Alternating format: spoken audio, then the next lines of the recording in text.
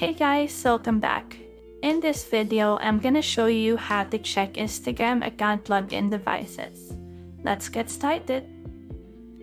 To begin, open your Instagram app and go to your profile by clicking at your profile icon at the bottom right corner of your screen.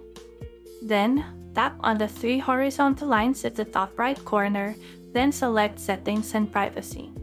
From there, click Account Center and tap on Password and Security. Now, click on where you're logged in and choose your Instagram account. And in this page, you'll see a list of all the devices currently logged into your account.